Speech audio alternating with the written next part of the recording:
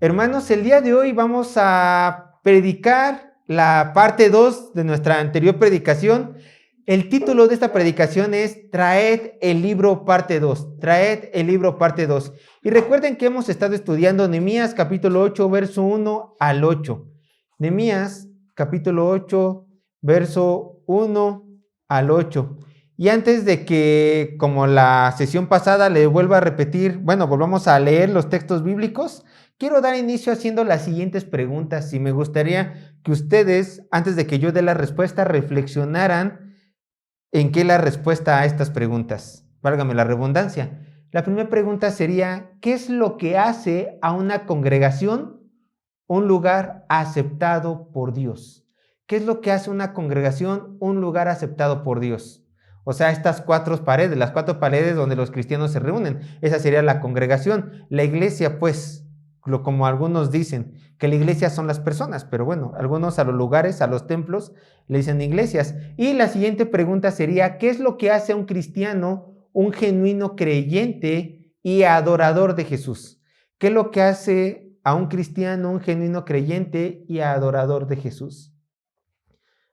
¿Ya pensaron? Bueno, yo quiero decirle que algunas personas dentro del círculo cristiano quizás contestarían a la primera pregunta.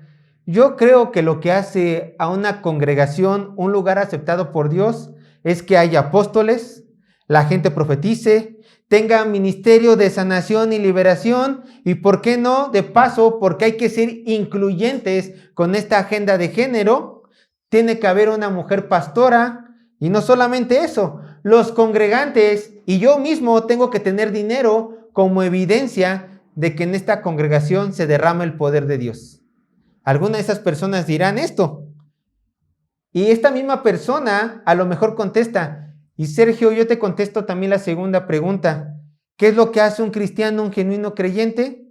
Bueno, si este cristiano es un verdadero creyente, primeramente, y también un adorador, primero tiene que hablar en lenguas, también tiene que ver el mundo espiritual, o sea, te le tiene que revelar ángeles y demonios, ya sea también tiene que tener palabra de Dios en sueños, visiones, audiblemente.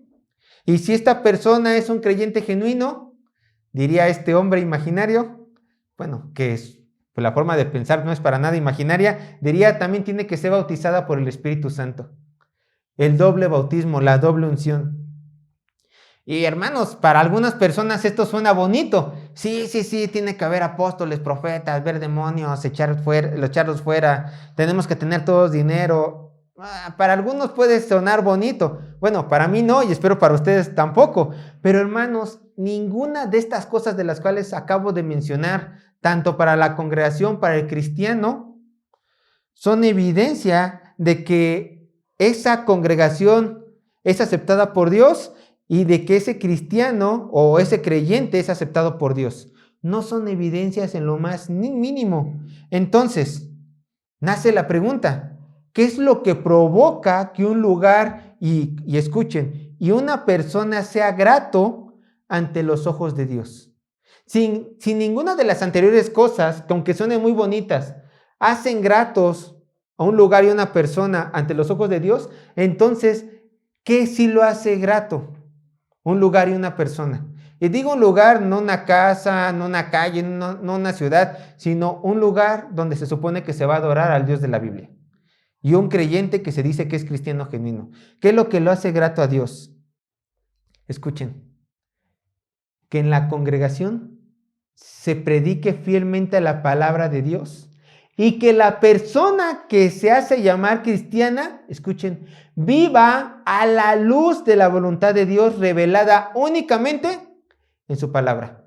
Nada más. Esto es lo que te hace grato ante los ojos de Dios. Esto es lo que hace una congregación grata ante los ojos de Dios. Entonces, el eje de la vida cristiana no son las emociones, el poder sobrenatural o el éxito que podamos llegar a tener en esta vida, sino que el eje de la vida cristiana es nada más y nada menos la fidelidad y la obediencia a la palabra y voluntad de Dios. Eso es lo que Dios quiere de ti, esto es lo que Dios quiere de esta congregación, que tú seas fiel y obediente a su voluntad revelada únicamente en la palabra de Dios. ¿Y qué creen?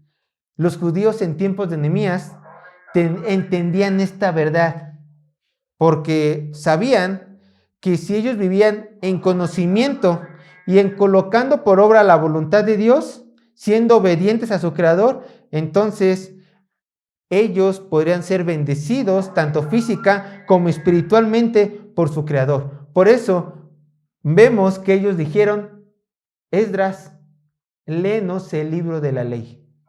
Vamos a leer ahora sí nuestros pasajes bíblicos. Vean lo que dice Nehemías, capítulo 8, verso 1 al 8. Recuerden, nosotros ya vemos los primeros 3 versículos y voy yendo un poco más rápido.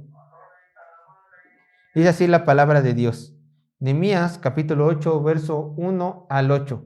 Dice así: Y se juntó todo el pueblo como un solo hombre en la plaza que está delante de la puerta de las aguas, y dijeron a Esdras el escriba que trajese el libro de la ley de Moisés, la cual Jehová había dado a Israel.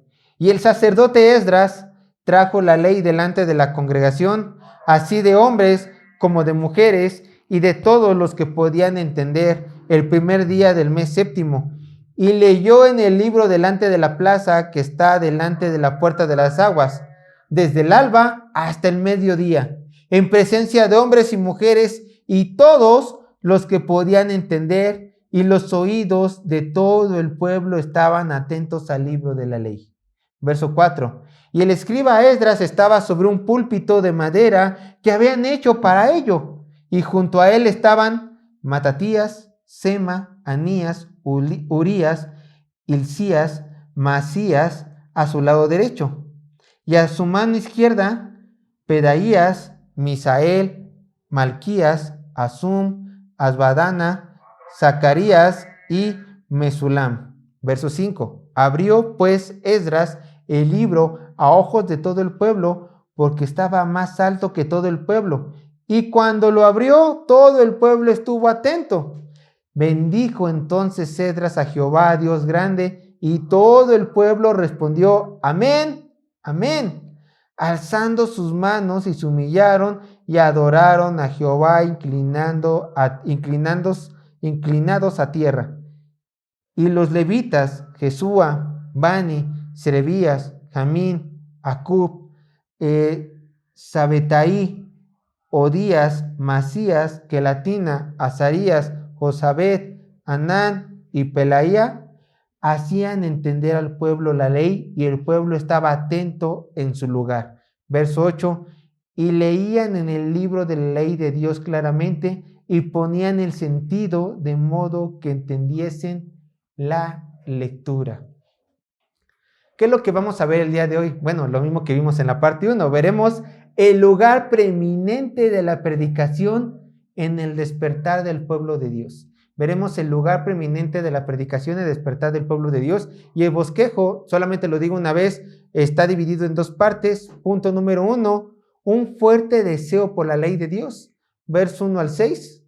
Y punto número 2 del bosquejo, una fuerte necesidad por interpretar la ley de Dios, versos 7 al 8. Históricamente, ¿qué pasó aquí? Y lo digo para que entremos en el contexto rápidamente. Si ustedes leen los anteriores capítulos de Nehemías, Nehemías tuvo una encomienda por parte de Dios, la cual era reconstruir los muros de Jerusalén.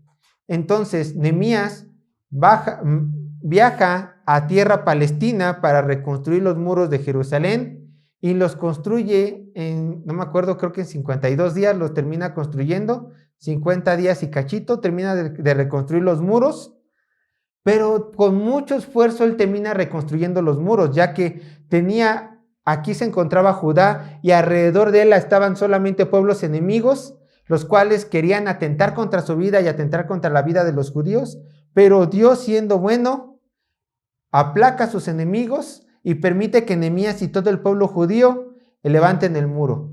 Entonces, una vez levantado el muro de Jerusalén, ocurre esto. ocurre en una de las primeras fiestas que ya celebra todo el pueblo de Israel, ya con su muro. Ya tienen el templo de Dios construido, ya tienen el muro construido, y entonces le dicen a Esdras, un gran sacerdote, el más grande de sus sacerdotes: Esdras, tráenos el libro. Tráenos, literalmente dice la palabra de Dios, los rollos. En pocas palabras, casi tráenos la Biblia, que tenemos que escucharla. Tenemos que escuchar la palabra de Dios. Yo te pregunto a ti, ¿tú sabes cómo Dios habla a tu vida? ¿Tú piensas que Dios te va a hablar audiblemente? Dios hoy en día ya no habla audiblemente. Si quieres escuchar la voz de Dios, lee la Biblia en voz alta. Todo lo que está escrito en la palabra de Dios, en la Biblia, es voz de Dios. ¿Tú quieres hablar con Dios?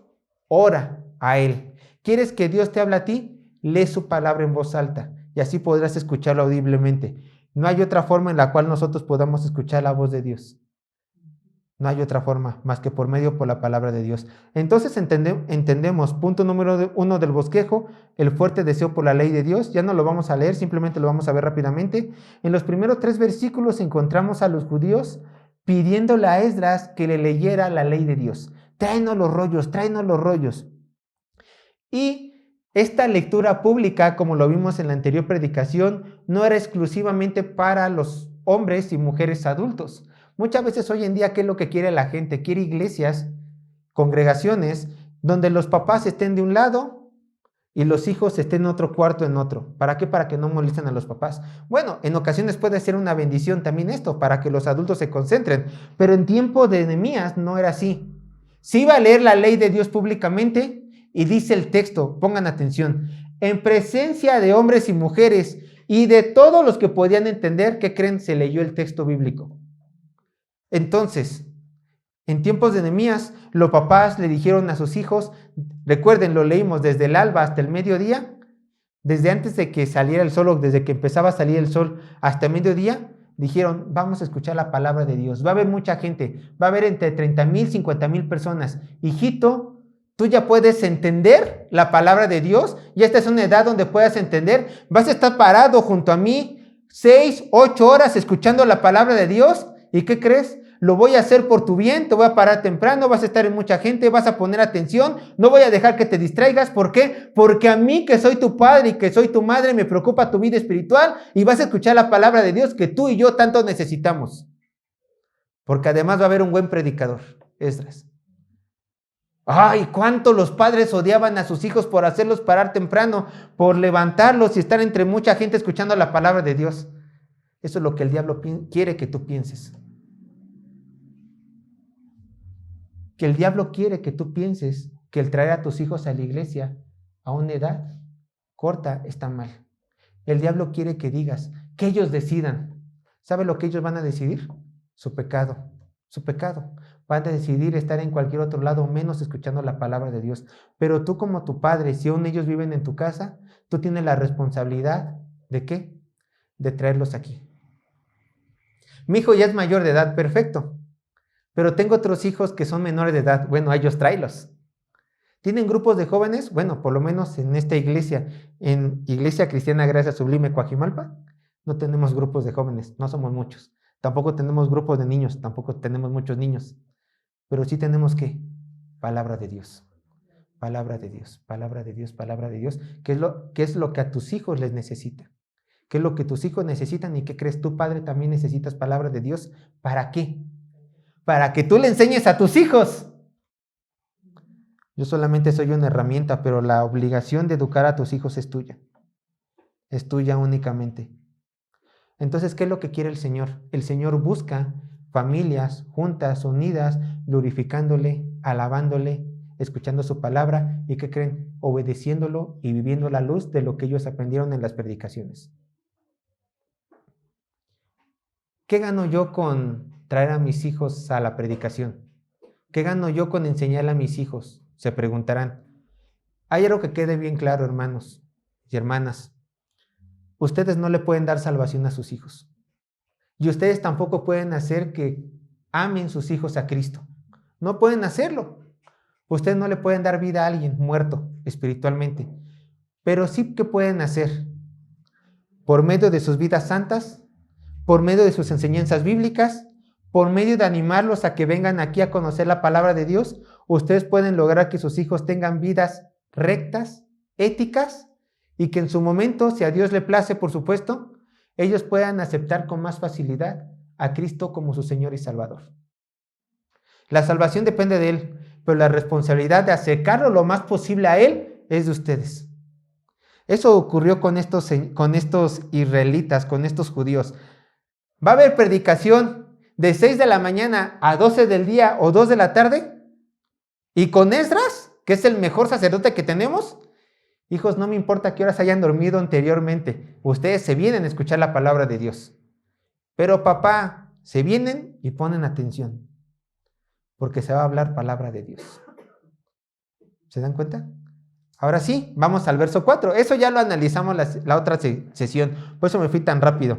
Verso 4, dice así la palabra de Dios, continuando. Entonces tienen el pueblo de Dios, judíos, diciendo: Esdras, tráenos el libro. Tienen a grandes, a pequeños, a todos los que puedan entender la palabra de Dios, poniendo atención. Verso 4, ahí está. Verso 4, Nehemías capítulo 8, verso 4 dice: y el escriba Esdras estaba sobre un púlpito de madera que había hecho para ello, y junto a él estaban Matatías, Sema, Anías, Urías, Hilcías y Maasías a su mano derecha, y a su mano izquierda Pedaías, Misael, Malquías, Asum, Asbadana, Zacarías y Mesulán. Vean, pongan atención en la primera frase. Y el escriba Esdras estaba sobre un púlpito de madera que habían hecho para ello.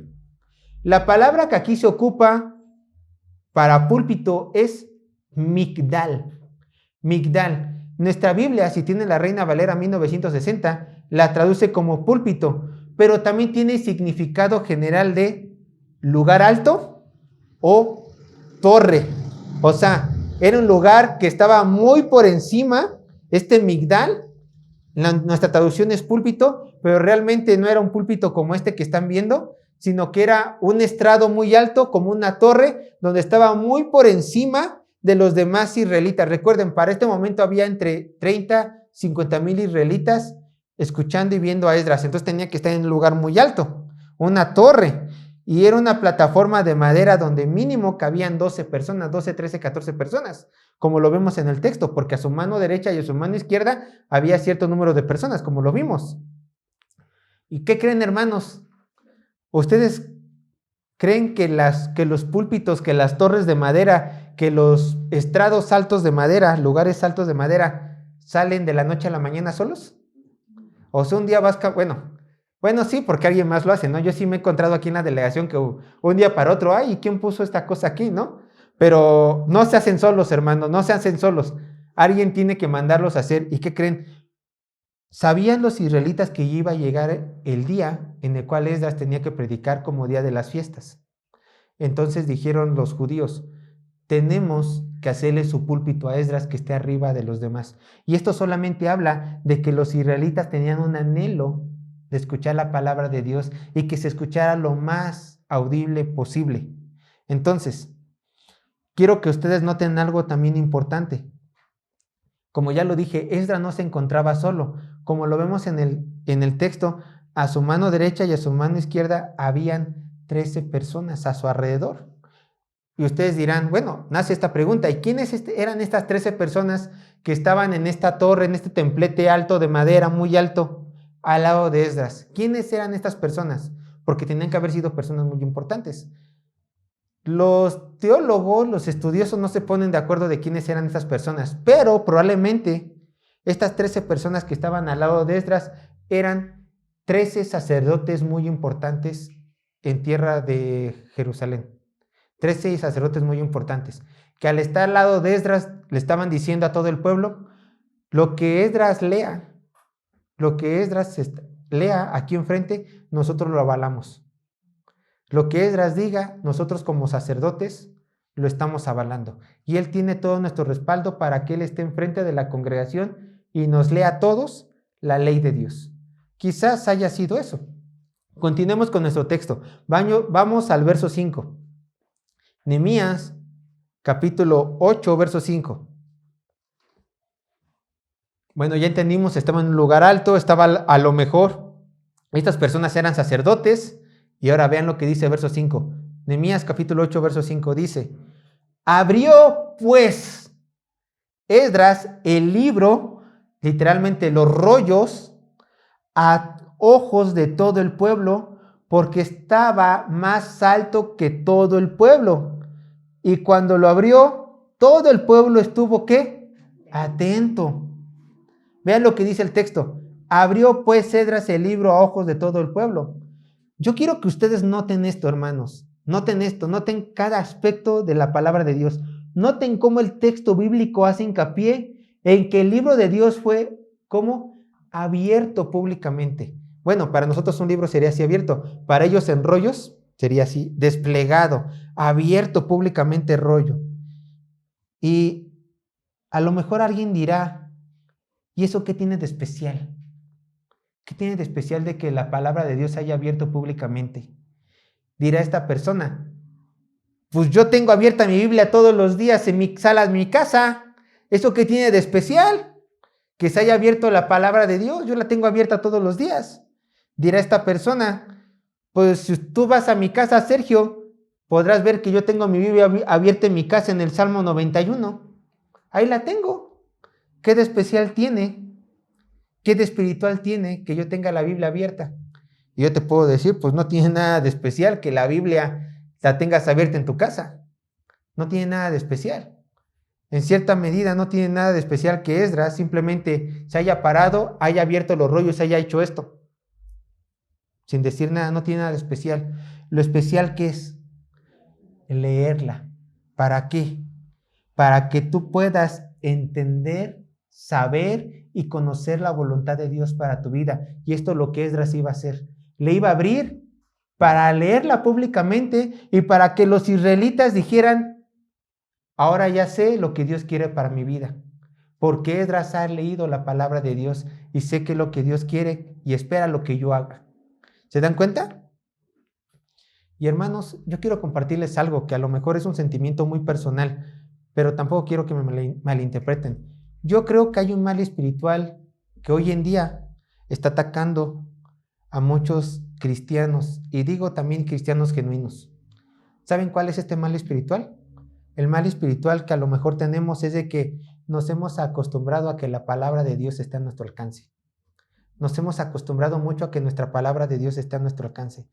Y vuelvo a lo mismo, lo repito una vez más, no quiero que me malinterpreten. ¿Por qué? Porque yo en verdad doy gracias a Dios de que por lo menos nosotros tengamos una Biblia en la casa, o por lo menos tengamos una Biblia por cada integrante de la familia. Tengamos Biblia de estudios, tengamos Biblia arcoíris, tengamos Biblia para mujeres, Biblia para jóvenes. Si tenemos hijos más chiquitos, pues a lo mejor Biblia con textos pequeños, ¿no? Con pasajes pequeños. O sea, realmente tenemos mucha palabra de Dios en nuestras casas. Pero vuelvo a lo mismo, quizás por esta cercanía a la palabra de Dios, nos hayamos acostumbrado tanto que no la valoremos realmente. Ese puede ser un mal, el cual tenemos que quitarlo. Tenemos que ver la palabra de Dios como lo que es, el libro santo de Dios. El libro santo de Dios, en donde solamente por medio de la palabra que está ahí escrita, nosotros podemos encontrar la voluntad del Señor. Hay muchas personas que dicen, yo quiero saber qué es lo que Dios quiere para mí. Y va con brujos, va con horóscopos, le pide consejo al amigo, a la amiga que está pasando por los mismos problemas que esta persona. Y dice, ya sé qué es lo que Dios quiere para mí. Quiere que yo sea muy feliz.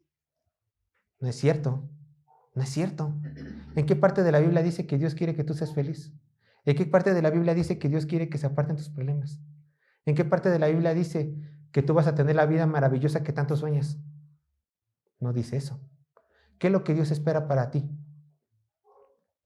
Lo que Dios espera y quiere para ti es de que tú te reconcilies con Él, con Dios, creas en su Hijo Jesucristo y que confíes en que Él tiene un plan perfecto para tu vida, nos guste o no.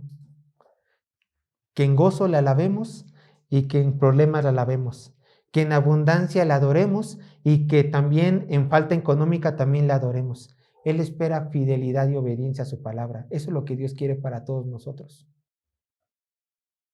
Por eso la iglesia pare de sufrir. La que pide dinero está errada. para de sufrir. En ninguna parte de la Biblia dice que vamos a parar de sufrir. Lo vimos anteriormente en el Salmo. En esta vida tendremos sufrimientos, pero el cristiano, ¿qué? ¿Qué va a tener? El amparo de su Padre, que lo va a sostener en cada batalla, en cada prueba, en cada lucha. Y por eso tenemos que estar gozosos. Ahora, quiero que ustedes vean algo, hermanos. La palabra de Dios ha sido defendida a lo largo de la historia. Regresando a nuestro tema, la palabra de Dios ha sido defendida a lo largo de la historia. ¿Cómo fue defendida, hermanos, para que nosotros tengamos hoy en día la Biblia con nosotros? Primero, los primeros cristianos, después de la muerte de los apóstoles, tuvieron una gran lucha. Los gnósticos. ¿Ellos qué decían? ¿Qué decían los gnósticos? Que solamente las cartas de Pablo eran las cartas inspiradas por Dios, y que solamente en las cartas de Pablo había un conocimiento místico especial, y si lograbas entender este conocimiento místico y especial, podrías ascender a un nivel espiritual más alto. Entonces se juntó un movimiento y se dijo, no solamente las cartas paulinas son palabra de Dios, también hay otras cartas que han sido inspiradas por el Señor. Cartas como las de Pedro, 1, 2 de Pedro, cartas como las de Judas, como la de Santiago, aún como la de Hebreos. Entonces estos primeros cristianos lucharon contra los gnósticos y unieron el canon bíblico del Nuevo Testamento. Otra persona que también luchó para que tengamos la palabra de Dios como hoy la tenemos, Martín Lutero, lo vimos en el canto.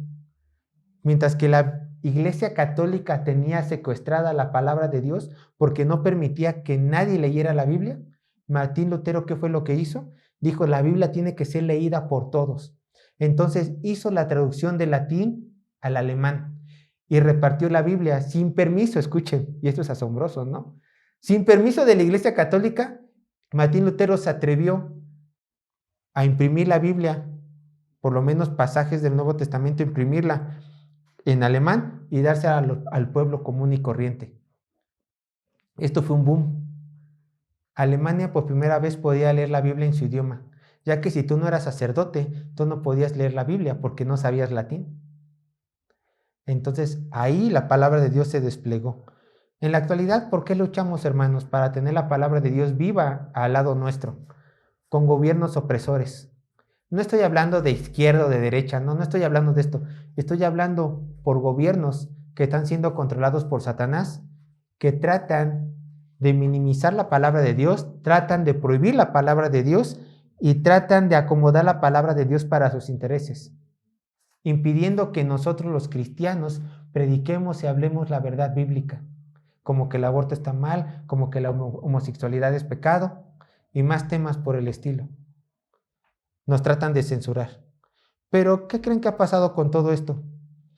A través de la historia, el cristiano ha sobrellevado todos estos problemas y hemos defendido a la palabra de Dios tal y como hoy en día la tenemos.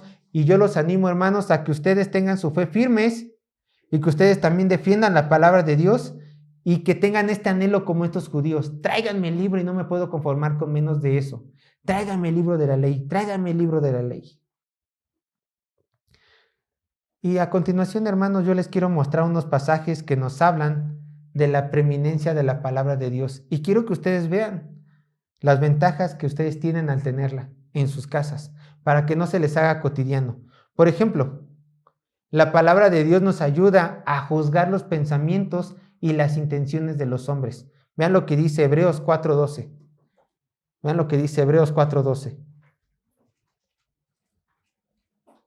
La palabra de Dios nos ayuda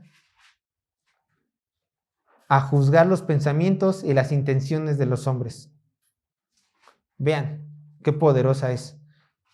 Hebreos 4:12 dice así la palabra de Dios: porque la palabra de Dios es que viva y eficaz y más cortante que toda espada de dos filos y penetra hasta partir el alma y el espíritu, las coyunturas y los tuétanos, y discierne los pensamientos y las intenciones del corazón. A mí me gusta mi pecado, yo justifico mi pecado, ustedes justifican su pecado, pero cuando van a la palabra de Dios, ¿qué pasa? Te revela tu pecado, discierne tus verdaderas intenciones. Ahí está diciendo, yo le estaba dando la vuelta a este asunto porque quería seguir justificando mi pecado, pero cuando leo la palabra de Dios se me revela lo mal que yo estoy. Entonces, me juzga, revela mis intenciones y ¿qué provoca en el verdadero creyente? Arrepentimiento. Arrepentimiento. Otro punto. La palabra de Dios nos muestra el camino apropiado para hacer la voluntad de Dios. Esto lo encontramos en el Salmo 119, verso 105. Salmo 119, verso 105. Salmo 119, verso 105. Dice así la palabra de Dios. Escuchen. Lámpara es a mis pies tu palabra y lumbrera a mi camino.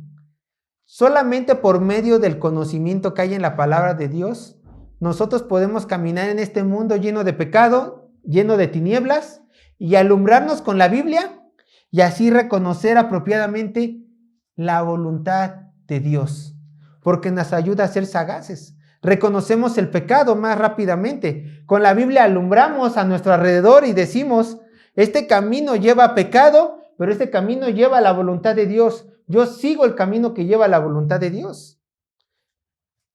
Vuelvo a lo mismo, por eso yo digo, ¿tú crees que el horóscopo o la bruja o el brujo te lleven a hacer la voluntad de Dios?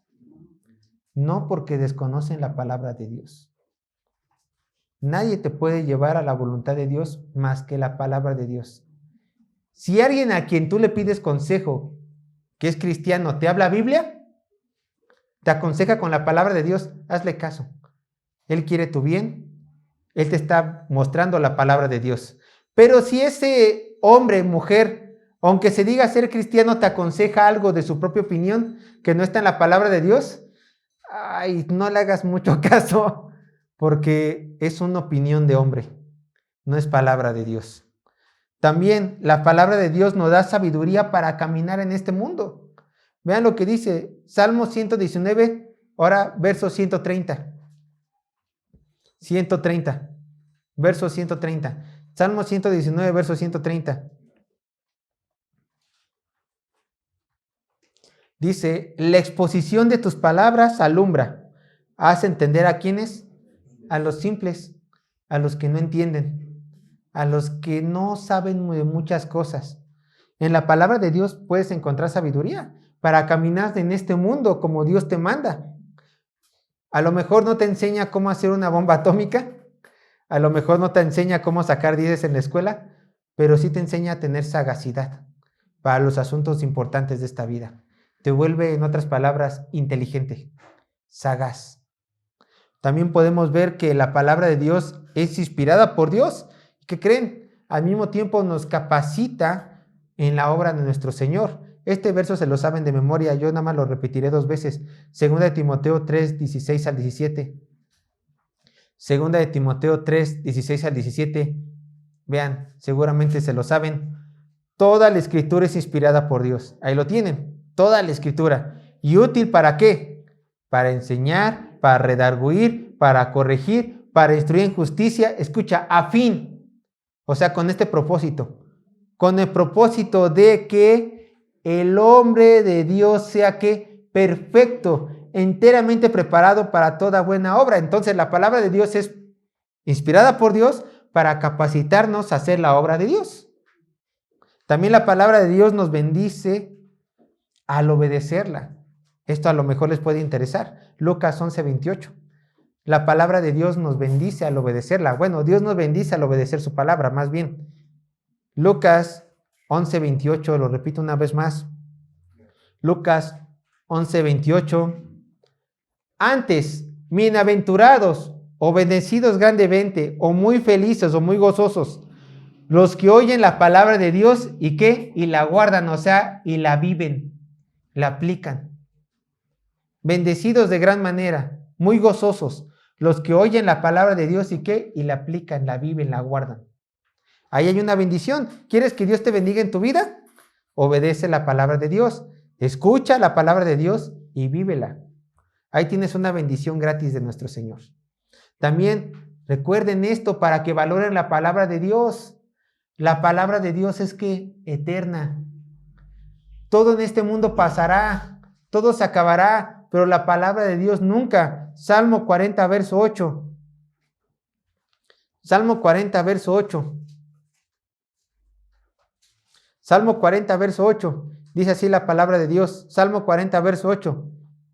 Secase la hierba, marchitase la flor, mas la palabra de Dios nuestro permanecerá ¿para qué? Para siempre. ¿Quieres otra motivación para que tengas la palabra de Dios en alta estima?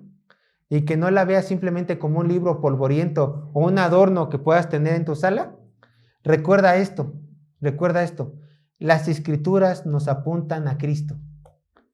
Tú solamente vas a tener mayor comunión con Cristo y vas a llegar a conocer más a Cristo si lees y obedeces las escrituras. Lo leo rápidamente, yo lo leo. Dice Juan 7:38. Una vez más lo repito para que lo apunten. Juan 7:38 dice: el que cree en mí, como dice la escritura, de su interior correrán ¿qué? Ríos de agua viva. Y también Lucas 24:27.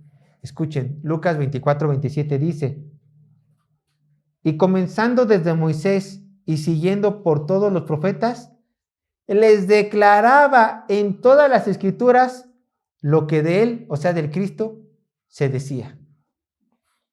Hermanos, hay más pasajes, créanme, encontré muchísimos pasajes que nos hablan de las bendiciones de tener en alta estima la palabra de Dios, pero solamente les quiero dar esto, porque si no nos tomaría toda la predicación, y el chiste de esto es también seguir avanzando con los otros versículos, pero espero que sean evidencia suficiente para que ustedes sigan teniendo en alta estima la palabra de Dios, y no lo vean como un simple libro. Entonces, la siguiente pregunta, regresando con Esdras en el libro de Nehemías. ¿Qué pasó cuando Esdras abrió los rollos de la ley en frente de todo el pueblo? ¿Qué pasó? Vayan a Nehemías capítulo 8, verso 5. ¿Qué pasó? Para que estén conmigo. En la última parte de Nehemías 8:5 dice: cuando lo abrió, o sea, la ley de Dios, todo el pueblo estuvo ¿qué? Atento. Todo el pueblo estuvo atento. Entonces, si el cristiano, si el creyente en Dios, el salvo, tiene en alta estima la ley de Dios, porque entiende que en ella se encuentra la voluntad de Dios para el hombre, entonces el hombre permanecerá atento cuando se hable la palabra de Dios. Y déjenme decirles, hermanos, que mantenerse atentos a la palabra de Dios mientras se predica en un púlpito no es cosa para gente perezosa. Así se los digo, no es cosa para gente común y corriente. ¿Por qué? Porque implica el poner atención en una predicación, un esfuerzo físico, un esfuerzo mental y un esfuerzo espiritual. Permítame desglosarle los 3 puntos. ¿Por qué un esfuerzo físico? A ver, ¿por qué yo te felicito a ti y Dios también ve bueno que tú estés aquí escuchando la palabra de Dios?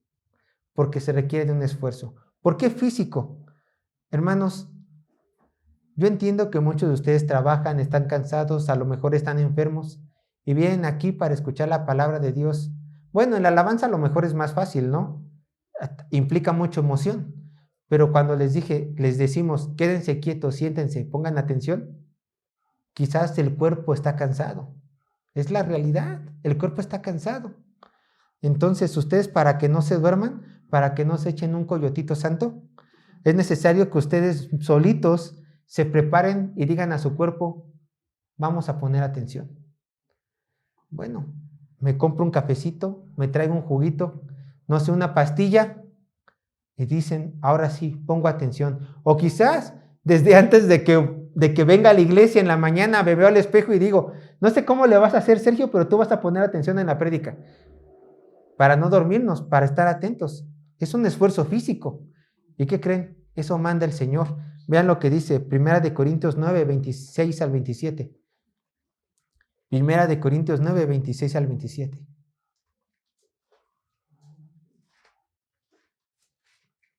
Primera de Corintios 9, 26 al 27. Quiero que lo lean conmigo. Vean. Primera de Corintios 9, 26 al 27 dice, así que yo de esta manera corro, no como a la aventura, De esta manera peleo, no como quien golpea al aire, escucha, sino que golpeo ¿qué? Mi cuerpo. Y lo pongo en servidumbre, no sea que habiendo sido heraldo para otros, yo mismo venga a ser eliminado. Aquí Pablo estaba diciendo que él golpea su cuerpo para no caer en pecado. O sea, ¿qué quiere decir esto? Que él domina su propio cuerpo para que no peque. Él se ejercita en su cuerpo para no pecar. Y ustedes tienen que ejercitar su cuerpo para venir a escuchar la palabra de Dios y estar aquí, sin dormirse, concentrados. Y esto nos lleva a lo mental, al esfuerzo mental. Y aquí es donde digan, bueno, a lo mejor yo sí puedo mantenerme en la predicación sentado con los ojos abiertos sin quejarme, pero ¿qué creen? Pero anda diciendo, chin, los frijoles. Dejé abierta la estufa, no cerré bien la casa. En tanto divagar ya se le va la mitad de la predicación. ¿Qué creen? No tiene que ser así. Tiene que haber un esfuerzo, ¿cómo? Mental. Si creemos que la palabra de Dios es palabra de Dios y está ahí la voluntad de Dios y la tenemos en alta estima, tiene que haber un esfuerzo mental. ¿Para qué? Para que nosotros nos concentremos y podamos, ¿qué? Entender la palabra de Dios. Y no solamente entenderla, sino algo muy importante y muy difícil, analizarla. Ustedes no tienen que apagar su cerebro cuando vienen aquí a escuchar la predicación, ¿eh? Lo que queremos, Alejandro y yo, es que estén, voy a chequear los dedos, que así, activos. ¿Por qué lo dijo el pastor? ¿Cómo lo dijo el pastor? ¿Por qué lo dice la Biblia? ¿Quién más otro autor de la Biblia lo dice? Estar aquí, pum. Queremos que sus mentes estén activas, despiertas, que ustedes le pregunten a la Biblia. Bueno, está bien, ya terminé de escuchar la predicación del pastor, ya hice mis pequeñas notas, no es anotar todo. ¿Por qué no? No me quedó algo claro. Cuando los pastores suban la predicación a internet, voy a volver a poner atención a esta parte y la voy a volver a estudiar. Y tengo dudas, a ver, pastor, ¿por qué dijiste esto? ¿En qué parte de la Biblia te sustentas? ¿No? ¿Quién otros autores, a lo mejor extrabíblicos, que no son los importantes, pero dónde sacaste esta referencia? ¿Se dan cuenta? Así tienen ustedes que ser. ¿Cómo tienen que ser? Como los nobles de Berea, estudiando la palabra de Dios. ¿Y dónde empieza esto? Desde que la analizas aquí. ¿Por qué lo dijo? ¿Cómo lo dijo? ¿Cuándo lo dijo el pastor? ¿Por qué lo dijo? ¿Cómo, quién, cuándo, dónde lo dijo el autor original? ¿Cómo saco, cómo exprimo la palabra de Dios? Vayan a Hechos, capítulo 17, verso 10 al 11, para que vean estos grandes hombres. Hechos, capítulo 17, verso 10, 11. Y déjenme decirles una cosa, hermanos. Atento, ¿eh? Esta es una señal de una iglesia falsa, de una mala iglesia. La iglesia falsa, los falsos maestros te van a decir, no me pongas atención, simplemente acepta lo que yo te digo. Eso es lo que te va a decir un falso maestro. No me contradigas. Bueno, si estamos bien los predicadores, pues bueno, no tienen por qué contradecirnos, ¿no? Pero si estamos diciendo algo mal, bueno, ustedes se pueden acercar a nosotros y decirnos, ¿por qué lo dijiste? Y nosotros tenemos que decirles por esto, ¿no? Pero la señal de una mala iglesia es de que el pastor no te va a dejar estudiar. Y la señal de una buena iglesia es de que te vamos a estar animando y estudia. Vean, porque queremos que llegue en este punto. Hechos 17, verso 10 al 11. Dice la palabra de Dios, inmediatamente los hermanos enviaron de noche a Pablo y a Silas, ¿hasta dónde? Hasta Berea. Escuchen. Y ellos, habiendo llegado, entraron en la sinagoga de los judíos. Y estos eran más nobles que los que estaban en Tesalónica, pues recibieron la palabra con toda solicitud, escudriñando cada día las escrituras para ver si estas cosas eran así. Pablo el apóstol le estaba diciendo, fue a predicar en la sinagoga de Berea. Permítame tantito.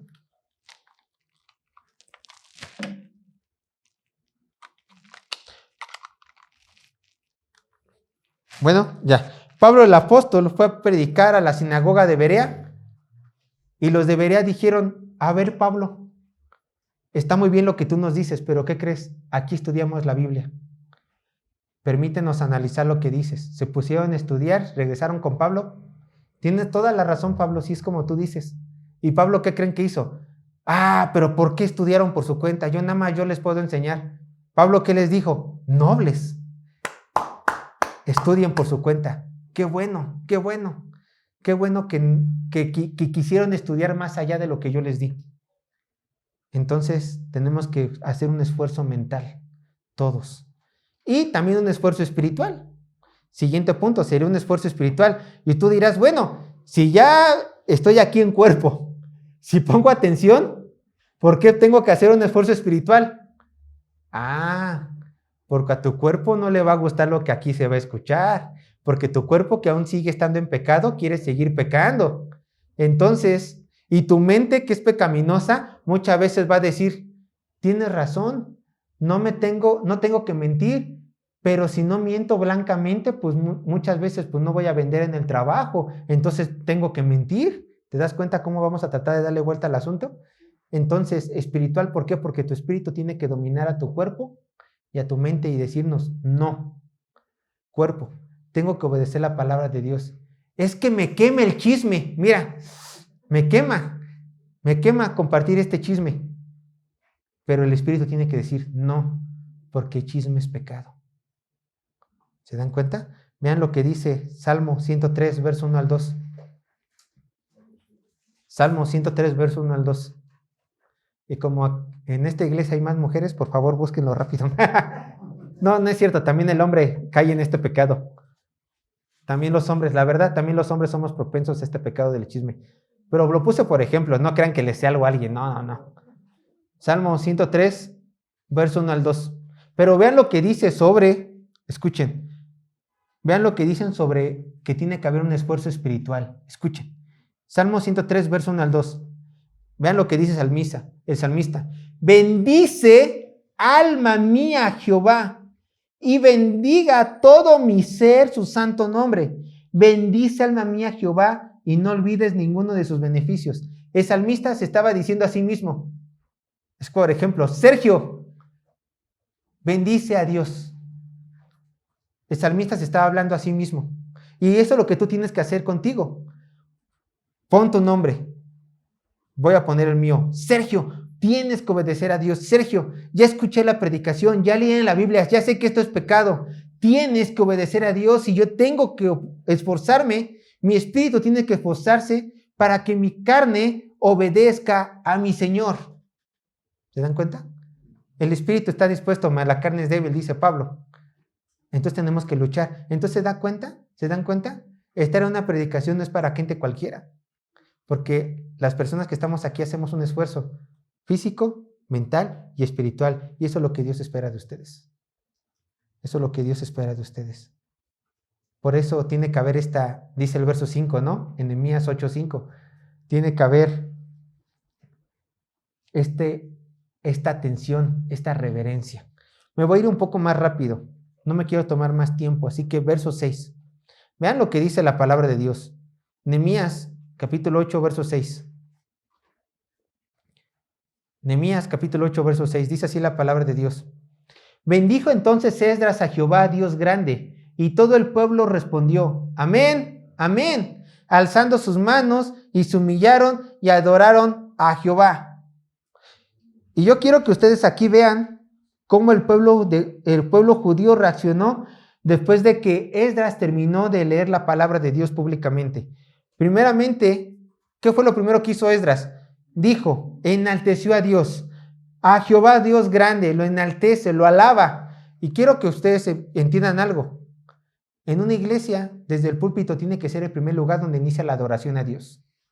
Por eso ustedes tienen que orar por nosotros muchísimo, para que nosotros estemos en santidad, estemos bien con Dios, nunca se acabe nuestro amor hacia nuestro Señor y nuestra entrega a los pastores, y así ustedes puedan ser animados por parte de nosotros a seguir adorando a Dios cada vez más. Pero después, ¿cómo contesta el pueblo? Con 2 amenes. Amén, amén. ¿Saben cuál es el significado de la palabra amén? La palabra amén es en verdad o verdad. En verdad, en verdad. O también algunos pueden traducirlo como así sea, así sea. En verdad, en verdad. Entonces el pueblo, ¿qué estaba haciendo? El pueblo de Dios reconocía la palabra de Dios. Ahora, quiero que ustedes entiendan esto. Cuando terminó de leer la palabra de Dios Esdras y el pueblo dijo amén, no dijo, yo sé que lo que tú dijiste por mi autoridad está bien. No. Dijo amén porque, ya lo leímos, como ellos sabían que toda la palabra era inspirada por Dios, simplemente reafirmaban con sus bocas lo que ellos entendían que era verdad. No porque ellos como hombres dijeron esto sí es verdad y esto no es verdad, sino como entendían que toda la palabra de Dios era verdad, simplemente profesaron con sus bocas lo que ya entendían en su mente y en su corazón. Por eso ellos dijeron amén, porque ellos entendían esto. Salmo 119, 160. La suma de tu palabra es verdad y eterno es todo tu juicio. Cada vez que la palabra de Dios es predicada y leída desde un púlpito en sus casas, nuestra reacción tiene que decir amén, Señor. Yo no voy a dudar de nada de lo que está en este libro. Amén. Amén. Esa tiene que ser nuestra reacción. Después de que ellos reconocieron la verdad, diciendo amén, ¿qué fue lo que después hicieron? Dice el verso, y se humillaron. Y se humillaron. ¿Por qué alguien se va a humillar después de escuchar la palabra de Dios? Porque la palabra de Dios, ¿qué hace? Confronta el pecado. Confronta tu pecado. Confronta mi pecado. Entonces, cuando la palabra de Dios dice que yo voy bien, pues voy bien, qué bueno, sigo ese camino, voy bien. Pero cuando la palabra de Dios dice, no desearás la mujer de tu prójimo, que también es a la inversa, no desearás al hombre de tu prójimo, y tú estás empezando a caer en ese pecado, ¿qué hace la palabra de Dios? Me pongo a mí de ejemplo, Sergio, estás mal. Entonces, ¿yo qué tengo que hacer? Como yo reconozco que la palabra de Dios es palabra de Dios, Señor, perdóname, estaba empezando a ser seducido por este pecado, me humillo a ti, reconozco que estoy mal y enderezo mis sendas, me humillo ante Él, porque tú eres grande, tú lo sabes todo y yo no. Y así con cada pecado, pongan cualquier pecado que ustedes quieran. Yo pongo este ejemplo, pero por eso lleva a la humillación. Y después de la humillación, primero, reconocimiento de la palabra de Dios, segundo, humillación, tercero, la adoración, dice el verso, adoraron a Jehová inclinados a tierra. ¿Por qué se alaba a Dios? Porque esta es la actitud correcta después de reconocer su palabra. La adoración. Nosotros tenemos que tener un impulso de adoración. Gracias, Señor, por darme tu verdad. Gracias, Señor, por felicitarme cuando estoy haciendo bien las cosas. Gracias, Señor, porque me permites humillarme para alcanzar perdón de ti, para alcanzar perdón de mis pecados. Señor, te adoro por lo grande que tú eres. No hay nadie como tú.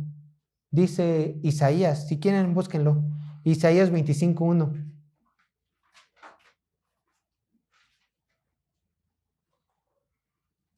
Dice Isaías 25:1, adorando a su Dios. Jehová, tú eres mi Dios. Te exaltaré, alabaré tu nombre, porque has hecho maravillas. Tus consejos antiguos son verdad y firmeza. Esa es la actitud correcta. Después de haber leído, escuchado la palabra de Dios. Reconocerla, humillarnos y adorar a Dios, como el salmista. Bueno, aquí termina la parte 1 del bosquejo. Entremos a la parte 2. Solamente son 2 versículos, no me va a tomar mucho tiempo. Ya lo grueso ya pasó. Pero vean lo que dice el verso 7. Nehemías, capítulo 8, verso 7. Vean, Nehemías, capítulo 8, verso 7. Y los levitas, Jesúa, Bani, Serebías, Jamín, Acús, Sabetaí, Odías, Masías, Kelita, Azarías, Josabed, Anán y Pelaía. Escuchen, esas son las palabras importantes. Estos hombres hacían entender al pueblo la ley y el pueblo estaba atento en su lugar. Una vez más, el pueblo estaba atento, pero lo que aquí se agrega es de que estos hombres, mientras que Esdras estaba leyendo la palabra de Dios, ¿ellos qué hacían? Ellos hacían entender al pueblo la ley. Y si leemos el verso 8, el pueblo 8 dice que le ponían sentido a la palabra de Dios. Ahora, esta frase, a que hacían entender la ley y le ponían sentido, una vez más encontramos algo muy interesante. Los estudiosos no se ponen de acuerdo en qué significaba con exactitud. ¿Por qué? Porque la primera postura dice que mientras Esdras estaba leyendo la ley de Dios se encontraba en hebreo. Entonces Esdras estaba leyendo en hebreo. Y ustedes dicen, bueno, pero ¿acaso a los judíos no se les conoce como los hebreos? Sí, pero ¿cuánto tiempo habían estado fuera de su tierra? 70 años. Y es más de 70 años, porque después de que regresaron ya habían pasado como unos 80 años. Entonces aquí ya han pasado como 150, 160 años, ¿les gusta? Desde que ellos fueron sacados de su tierra. Entonces, dicen los estudiosos que ellos olvidaron su lengua. Ellos olvidaron su lengua. Entonces, Esdras leía en hebreo. Todo el pueblo decía, excepto algunos cuantos, bueno, ¿y qué está leyendo? Entonces agarraron estos levitas y les hablaban en caldeo o en arameo y les traducían en su idioma en el cual ellos podían entender. Algunos estudiosos piensan esto y se basan en este pasaje. Rápidamente vayan a Nehemías 13:24, rápidamente. Nehemías 13:24, vayan rápidamente ahí. Ya, escuchen. Y se basan en este pasaje.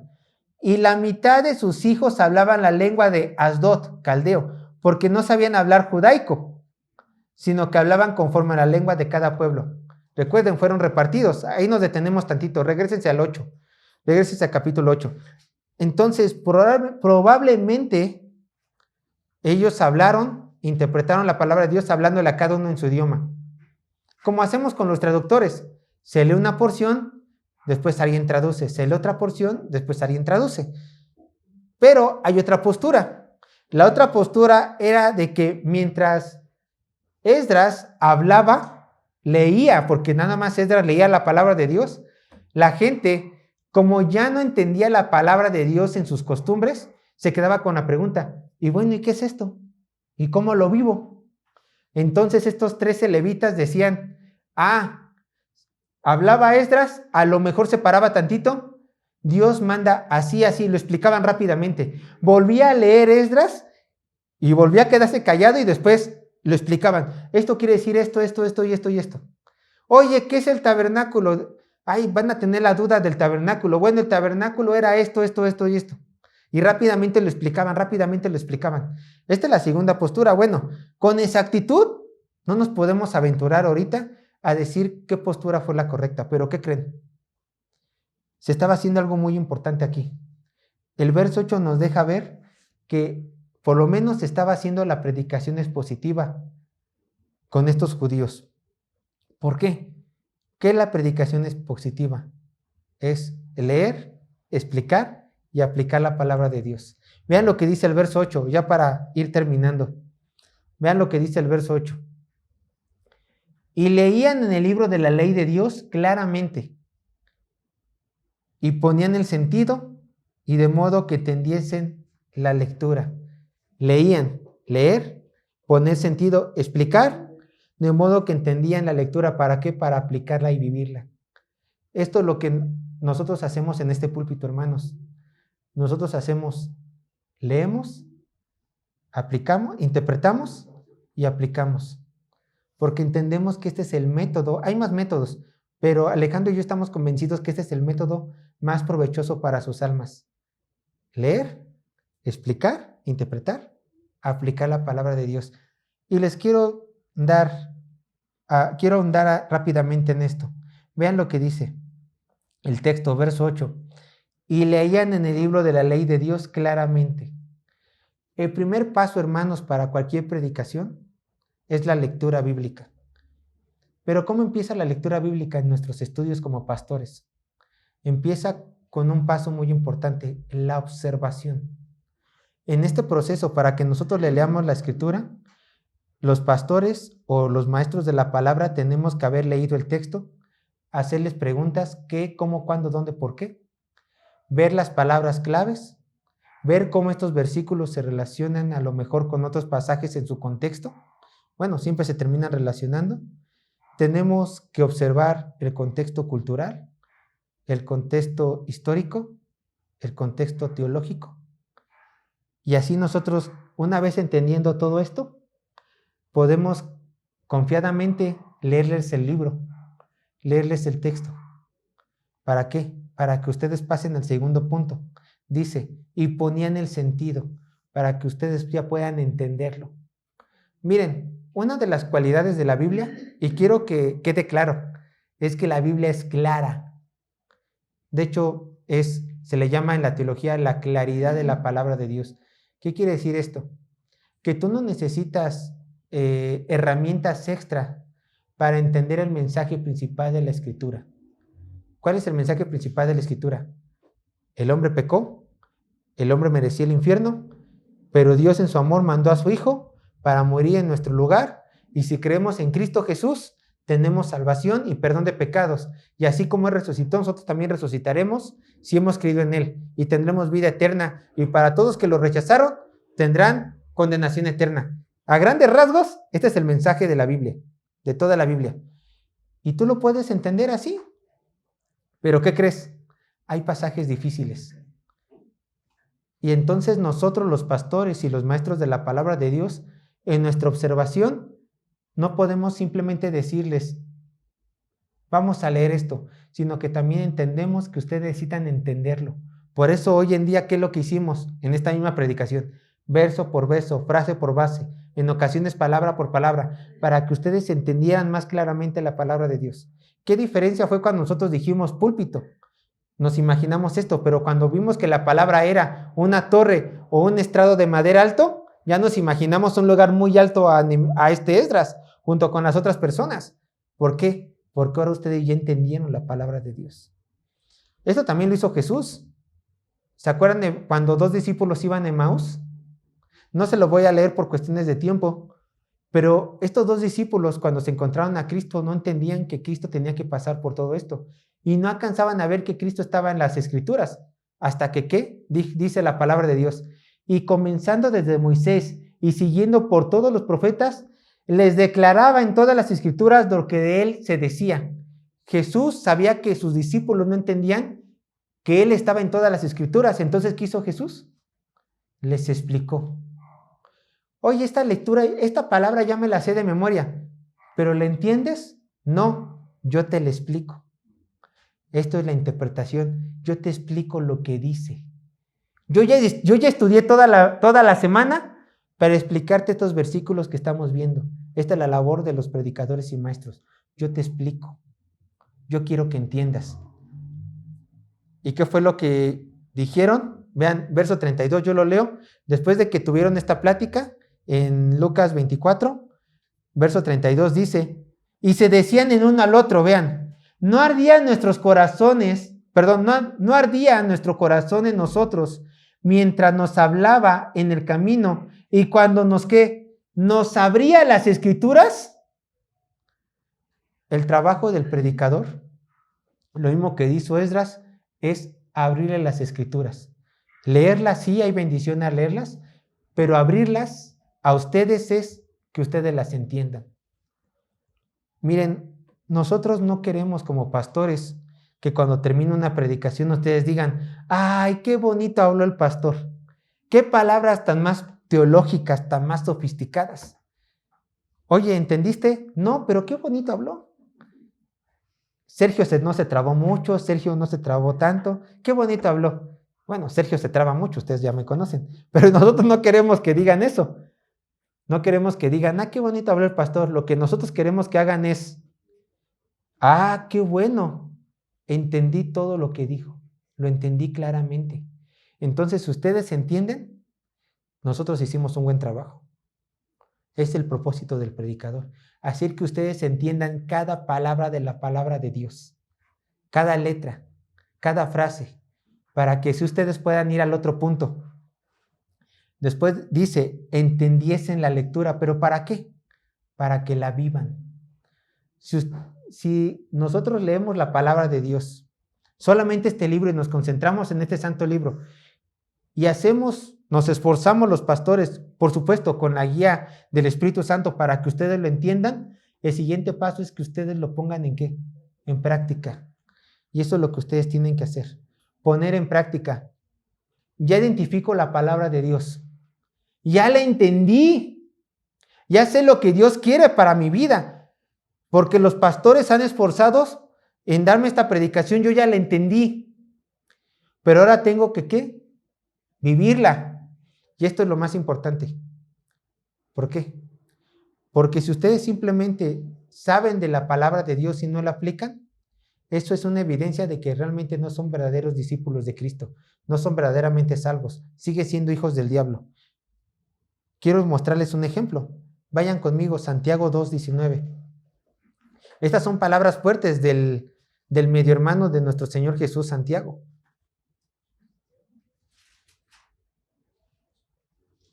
Santiago 2:19.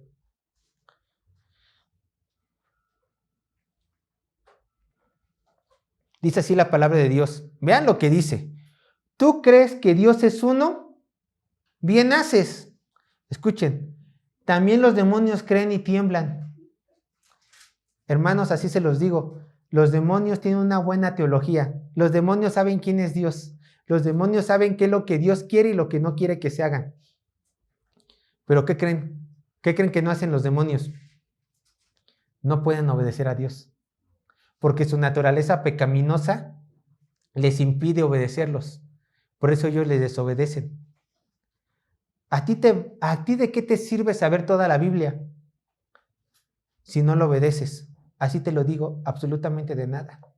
Lo mismo que le vale saber quién es Dios a estos demonios, nada. A ti te vale conocer toda la Biblia y no obedecerla, absolutamente nada. Por eso el siguiente paso, después de escuchar la Biblia, después de entender la Biblia, es obedecer la Biblia, obedecer cada palabra. ¿Por qué? Yo lo leo lo siguiente, vean lo que dice el verso 26 de Santiago, Santiago 2:26. Él lo dice muy claro, Santiago 2:26, porque como el cuerpo sin espíritu está muerto, así también la fe sin obras, ¿qué? Está muerta. Si tú dices que crees en Cristo y no tienes obras que den evidencia de tu vida en santidad, tu fe es muerta. Así te lo digo, en balde haces llamarte cristiano. Pero hay más pasajes que nos animan a tener buenas obras, no para salvación, sino para darnos cuenta que Dios nos lo manda como evidencia de que hemos creído en Él. Vean, yo lo leo rápidamente, Efesios 2:10, porque somos hechura suya, creados, escuchen, creados en Cristo Jesús para el propósito, para buenas obras, las cuales Dios preparó de antemano para que anduviésemos en ellas. Tú fuiste creado ¿para qué? Para hacer ayuda en Cristo y manifestarlo en buenas obras. ¿Qué son las buenas obras? Todo lo que glorifica a Dios, todo lo bueno, todo lo santo, todo lo agradable. Eso es las buenas obras. Y tienes un problema si tú crees que eres cristiano y no haces buenas obras como manifestación de tu fe, porque Mateo 7:21 dice algo terrible. Terrible para el hipócrita, así se lo digo. Terrible para el hipócrita, para que dice que lee la Biblia, pero no pone por obra lo que dice. Dice Mateo 7:21, no todo el que me dice, Señor, Señor, entrará en el reino de los cielos. Escucha, sino el que hace, ¿qué? La voluntad de mi Padre. El que obedece a Dios, el que pone por obra la palabra de Dios, el que tiene en alta estima la Biblia y se esfuerza por vivirla, esa persona entrará al reino de los cielos. Pero el que no obedece a Dios, el que no tiene en alta estima la Biblia, el que no pone por obra lo que ha aprendido de la palabra, ese no entrará al cielo. Así le diga a Dios, yo te conozco, Dios le va a decir, yo no te conozco. Porque la evidencia visible era que tuvieras buenas obras, que te alejaras de tu pecado. Pero como no tuviste la evidencia visible, ¿cómo esperas tener la evidencia interna que es tener a Cristo en tu corazón? No te conozco. Entonces, este es el trabajo de todo predicador. Y este es tener en alta estima la palabra de Dios. ¿Qué pasó en la historia de los judíos? Bueno, los judíos, ¿qué dijeron? Queremos la Biblia. Esdras, queremos que tú la leas. Esdras puso intérpretes. Le interpretaron la palabra de Dios. Los judíos dijeron, la entiendo. En los siguientes versículos, la siguiente semana, veremos cómo ellos, después de entender la Biblia, la pusieron por obra. Que es el siguiente paso. Entonces, hermanos, yo los animo a ustedes. Tengan en alta estima la palabra de Dios. Vívanla con todas sus fuerzas. Defiéndanla y cúmplanla. Vamos a orar al Señor.